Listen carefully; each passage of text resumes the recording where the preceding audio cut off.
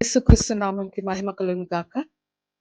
సిలువ గూర్చిన వార్తలో ఈ రోజు వాక్యము కొలొస్సె పత్రిక 2 అధ్యాయము 13, 14 వాక్యము. దేవుడు వ్రాతరూపమైన ఆజ్ఞల వలన మన మీద రుణముగాను మనకు విరోధముగాను ఉండిన పత్రమును మేకులతో సిలువకు పుట్టి దాని మీద చేవ్రాతను తుడిచివేసి మనకు అడ్డము లేకుండా దానిని ఎత్తివేసి మన అపరాధములన్నిటినీ క్షమించి ఆయనతో కూడా మిమ్మును జీవింపజేసెను. హల్లెలూయా. ఎన్నో ఆశీర్వాదాలు ఈ సిల్వ ధ్యానంలో మనం చూస్తాము. ఈరోజు చూడండి, మన పైన అపవాది హల్లెలూయా ఎన్నో పత్రాలు పెట్టుకొని ఉన్నాడంట.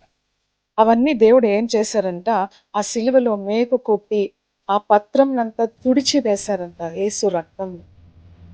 హల్లెలూయా. మాకు పాప క్షమాపణను దేవుడు ఇస్తా ఉన్నాడు.